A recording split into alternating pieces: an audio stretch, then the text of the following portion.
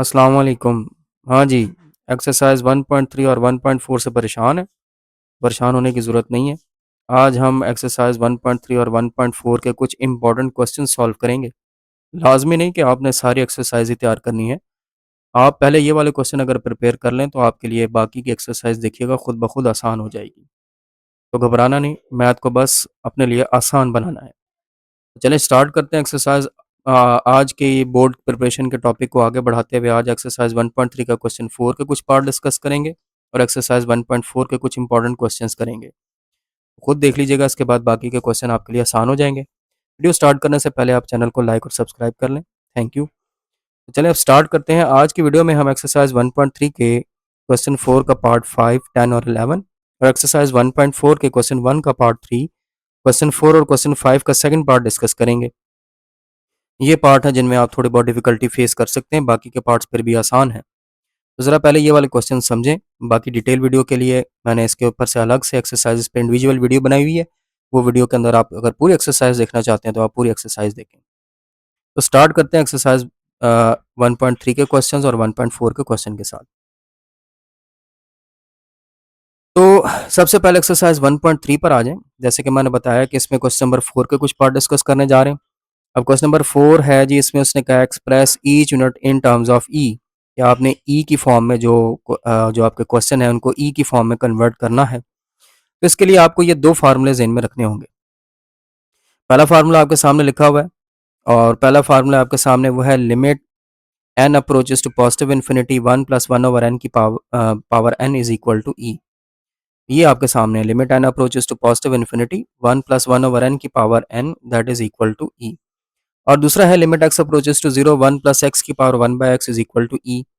इसमें जिस बात का आपने ख्याल रखना है इस क्वेश्चन को करते हुए वो ये है, ये जो ब्रैकेट में आपको सेकंड टर्म नजर आ रही है, जैसे पहले फार्मूले में देखें तो ब्रैकेट में जो पहली टर्म नजर आ रही है 1 ओवर एन, इसका रेसिप्रोकल जो होता है वो इसकी पावर में होना चाहिए।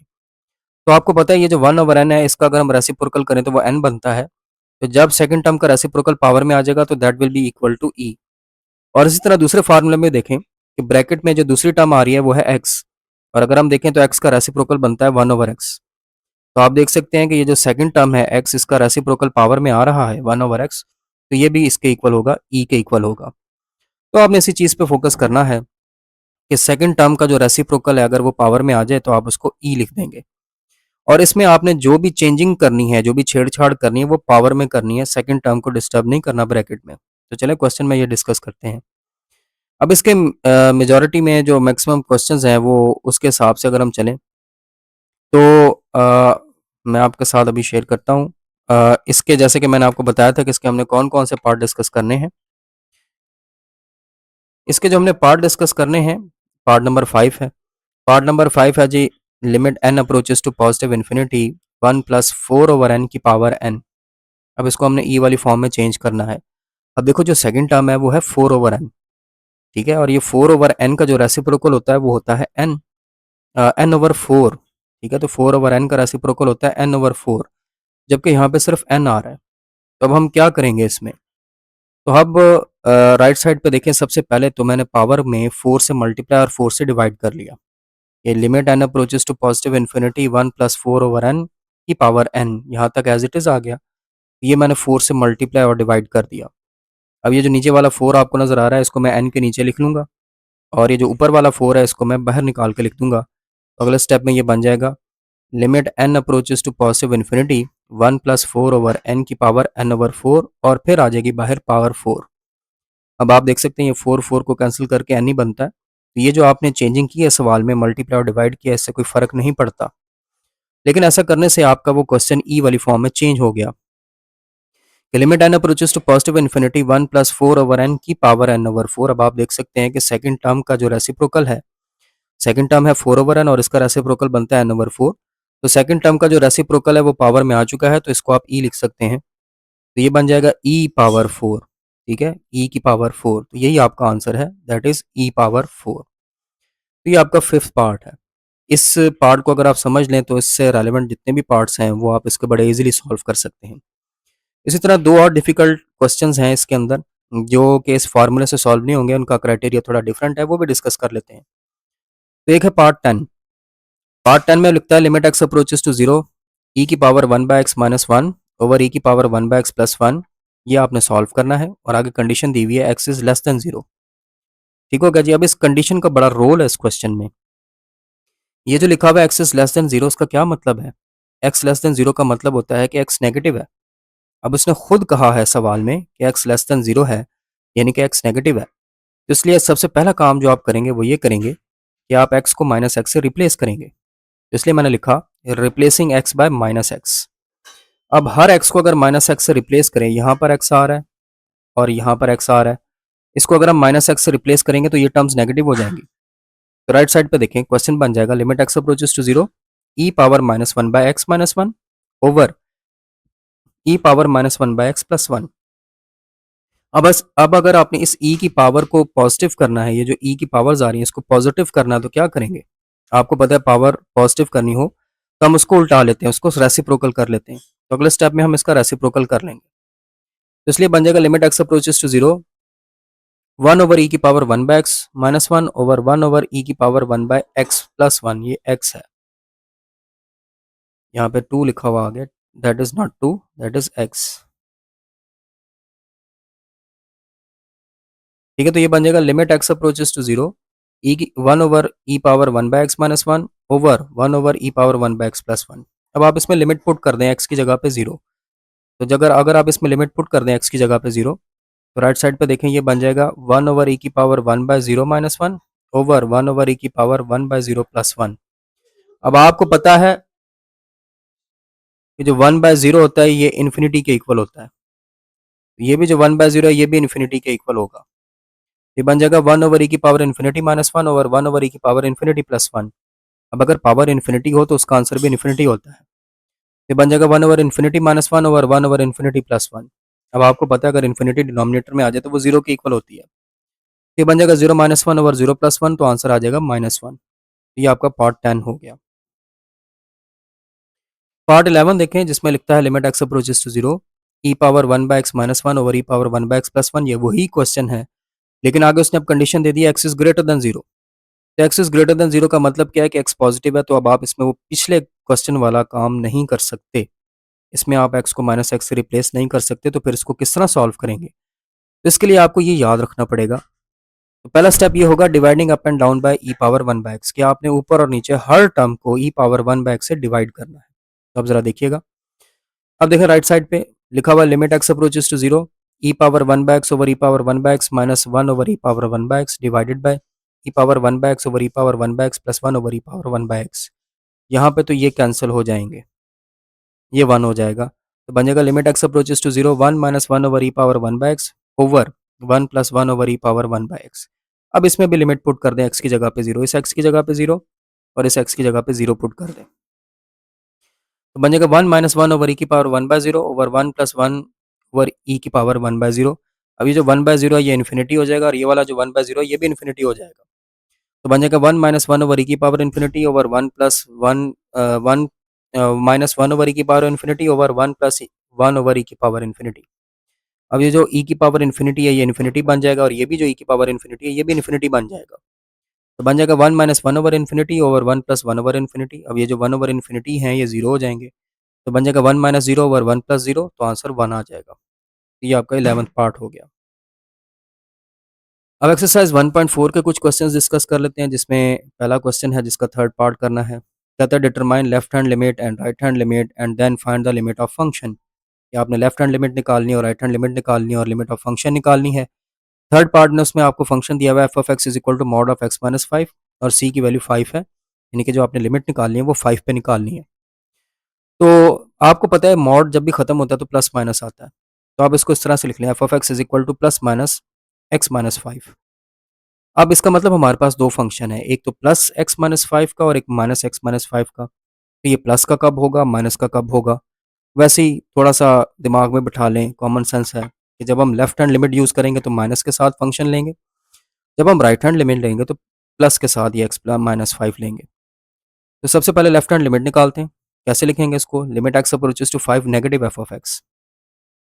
लेफ्ट हैंड लिमिट के लिए हम 5 के ऊपर माइनस लगाएंगे। इस माइनस का मतलब ये नहीं है कि 5 नेगेटिव है, इसका मतलब ये है कि हम 5 की लेफ्ट साइड से अप्रोच कर रहे हैं या 5 की लेफ्ट हैंड लिमिट डिस्कस कर रहे हैं। तो limit x approaches to 5 negative f of x. और जब आप एफ ऑफ एक्स की जगह पे उस फंक्शन लिखेंगे, और वो कौन सा लिखेंगे, क्योंकि जब लेफ्ट हैंड लिमिट की बात हो रही है तो लेफ्ट हैंड लिमिट के लिए हमने ये जो एक्स माइनस फाइव है ये नेगेटिव के साथ लेना है। तो limit x approaches to 5 negative x minus five, जब आप एफ ऑफ एक्स की जगह पे ये एक्स माइनस फाइव पुट करेंगे तो फिर ये जो ऊपर 5 के ऊपर माइनस आ रहा था ये मेंशन नहीं करेंगे।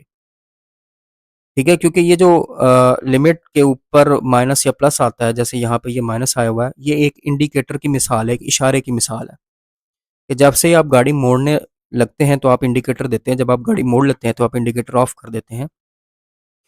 वैसे लेफ्ट और राइट हैंड लिमिट लिखते वक्त जो ऊपर जो माइनस या प्लस आता है ये हम मेंशन तो करते हैं, लेकिन जब हम फंक्शन की जगह फंक्शन लिख देते हैं तो फिर ऊपर से माइनस या प्लस खत्म कर देते हैं। तो ये खत्म हो गया। अब आप इसमें लिमिट पुट कर दें, एक्स की जगह पे आप पुट कर दें 5, तो बन जाएगा माइनस फाइव, जवाब 0 आ जाएगा। तो लेफ्ट हैंड लिमिट का आंसर आप देख सकते हैं 0 आ गया। अब हम राइट हैंड लिमिट डिस्कस करते हैं। राइट हैंड लिमिट को कैसे लिखेंगे? Limit x approaches to 5 positive f of x, ऊपर पॉजिटिव लगाएंगे। अब पॉजिटिव का मतलब ये है कि हम 5 को राइट साइड से अप्रोच कर रहे हैं, या हम 5 की राइट हैंड लिमिट डिस्कस कर रहे हैं। तो जब हम 5 की राइट हैंड साइड से अप्रोच करेंगे तो ये जो फंक्शन एक्स माइनस फाइव ये हम प्लस के साथ लेंगे। तो इसके लिए आप जो फंक्शन यूज़ करेंगे वो होगा प्लस एक्स माइनस फाइव, तो ये बन जाएगा limit x approaches to 5 plus x minus five. अब आप इसमें भी लिमिट पुट कर दें, 5 माइनस फाइव होगा तो इसका जवाब भी 0 आ जाएगा। तो अब आप देख सकते हैं कि लेफ्ट हैंड और राइट हैंड लिमिट का आंसर बराबर आया, वो 0 आया। तो आप लिखेंगे सिंस, ये जो सिंबल होता है ये सिंस के लिए यूज़ होता है कि since limit x approaches to 5 negative f of x is equal to limit x approaches to 5 positive f of x, और दोनों का जवाब 0 आया।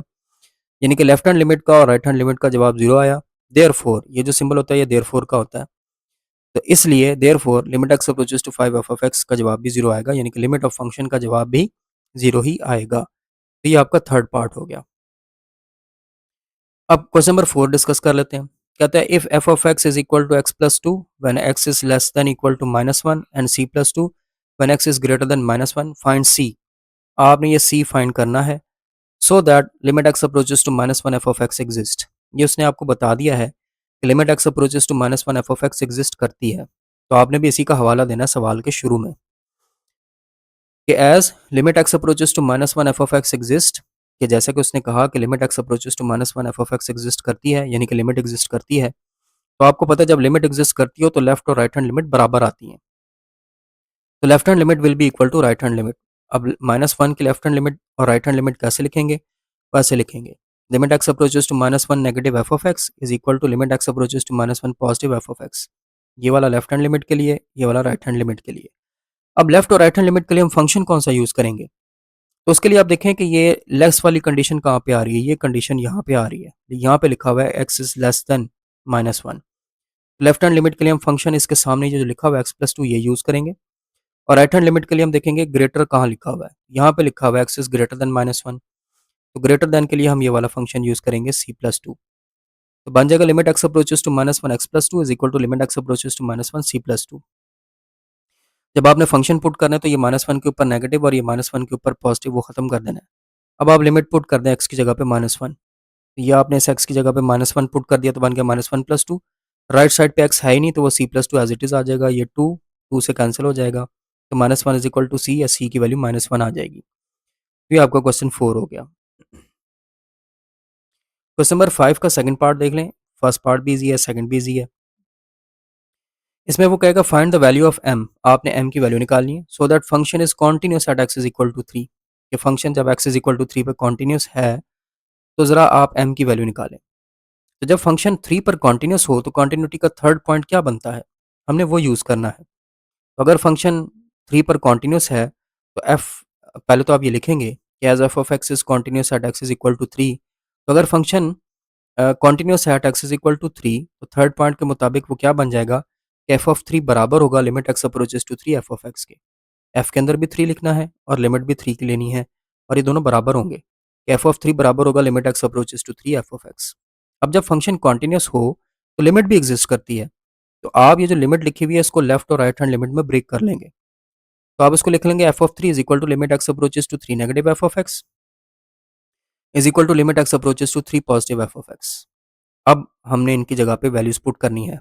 एफ ऑफ थ्री की जगह पे हम क्या करेंगे? एफ ऑफ थ्री की जगह पे हम देखेंगे X is equal to three कहाँ आ रहा है। जहाँ पे X is equal to three आ रहा है उसके सामने जो फंक्शन होगा उसमें आपने थ्री पुट कर देना है। तो आप देखें एक्स इज इक्वल टू 3 यहाँ पे आ रहा है, ग्रेटर भी आ रहा है, इक्वल भी आ रहा है। इसके सामने फंक्शन क्या है, एक्स स्क्वायर। तो आपने इस एक्स स्क्वायर में एक्स की जगह पे ये 3 पुट कर लेना है, तो एफ ऑफ 3 बन जाएगा। तो ये बन जाएगा 3 का स्क्वायर। लेफ्ट हैंड लिमिट के लिए लेस वाली कंडीशन देखिए कहाँ आ रही है, ये आ रही है एक्स लेस देन 3। ये जो एक्स लेस देन 3 आ रही है, इसके सामने जो फंक्शन आ रहा है, आप फंक्शन की जगह पे लेफ्ट हैंड लिमिट की जगह पे के लिए ये यूज़ करेंगे। तो ये देखें लेफ्ट हैंड लिमिट के लिए आपने एफ ऑफ एक्स कौन सा यूज़ किया, m x. Right hand limit के लिए आप देखेंगे एक्स ग्रेटर देन 3 कहाँ लिखा हुआ है, तो ग्रेटर देन 3 भी यहाँ पे लिखा हुआ है। तो ग्रेटर देन 3 यहाँ पे लिखा हुआ है, तो राइट हैंड लिमिट को इंडिकेट करता है, तो इसमें भी आपने फंक्शन की जगह पे ये यूज़ करना है। तो देखिए राइट हैंड लिमिट के लिए हमने जो फंक्शन लिखा वो लिखा एक्स स्क्वायर। अब आप इनमें भी लिमिट पुट कर लें, तो बन जाएगा 3 का ये 3 का स्क्वायर आपको पता है 9 हो गया। यहाँ पे आपने एक्स की जगह पे 3 पुट किया तो 3m बन गया, और यहाँ पे भी एक्स स्क्वायर की जगह पे लिमिट पुट की तो वो 3 का स्क्वायर बन गया 9 is equal to 3m is equal to 3। अब आप इन दोनों को आपस में इक्वल कर लें तो m मिल जाता है आपको, क्योंकि तीनों इक्वल है, ये दोनों भी आपस में इक्वल होंगे। तो 3m इज इक्वल टू 9 और m की वैल्यू आपके पास 3 आ जाएगी। ये क्वेश्चन 5 हो गया। तो पहले तो आप इन क्वेश्चंस को ज़रा प्रिपेयर कर लें। ये प्रिपेयर कर लें तो उसके बाद 1.3 और 1.4 के इससे प्रीवियस वीडियो में 1.3 के 2 और 3 क्वेश्चन भी डिस्कस किया था। तो अगर आप ये वाली वीडियोस देख लें, इन क्वेश्चन को प्रिपेयर कर लें, तो आपके लिए ये दोनों एक्सरसाइज आसान हो जाएंगी, समझ आ जाएगी, आइडिया मिल जाएगा, और उसके बाद फिर बाकी के क्वेश्चन आपके लिए प्रॉब्लम नहीं रहेंगे। तो इस तरह इस सिलसिले को आगे बढ़ाते हुए मैं अगली वीडियो भी इंशाल्लाह अपलोड करूँगा। तब तक के लिए अल्लाह हाफ़िज़।